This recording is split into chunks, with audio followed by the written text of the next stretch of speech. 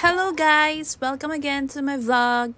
So for today, nandito tayo sa Best Western Hotel kasi magkaon ta sa breakfast. It's breakfast buffet. So today, nandito tayo sa Best Western. Ang ground floor nito, meron silang buffaloes dito. Kung familiar kayo sa buffaloes, nandito lang siya sa ground floor. Kasi guys, meron tayong entertainer na application at doon meron siyang discount. So kaya nandito kami sa Best Western. So pupunta na tayo sa may elevator. Kasi nagtanong kami kung anong floor yung may buffet breakfast. Tapos ang alam mo kasi meron sila dito is Indian cuisine. So, ayan, ito yung elevator nila. At dito na nga yung East Garden Restaurant. Mostly ang kumakain dito is yung nandito lang mismo sa hotel. Naka-check-in na mga guests sa hotel. At tumatanggap naman sila sa mga outsiders. Sa Philippines din, meron din ata sa Pinas mga buffet breakfast, mga ganyan. So, around hindi ko lang alam kung magkano sa Pinas. Pero dito, nasa 2KD lang ata. So, 2KD nasa 300 something lang. So, 360. So, unlimited na yon na coffee, na drinks, lahat ng food. O si Kuya, diba? Ang say-say ni Kuya. So, ito yung setup nila. Tapos, along the highway lang siya. So, in between siya ng Mahabula at ng Abu Khalifa.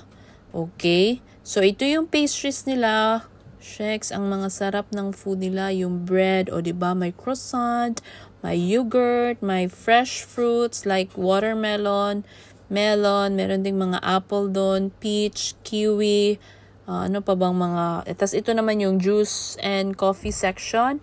Ito naman is yung pagkain. Ito, hindi ko alam to parang Indian yun na food. And then ito yung pancake. This is, potato,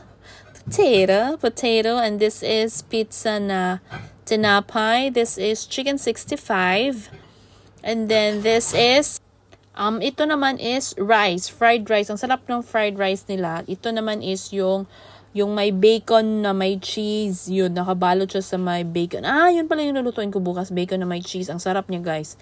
I-air fryer lang ba? Sarap niya. And then this is boiled egg na nandun siya sa ilalim niya is mga rice yun siya.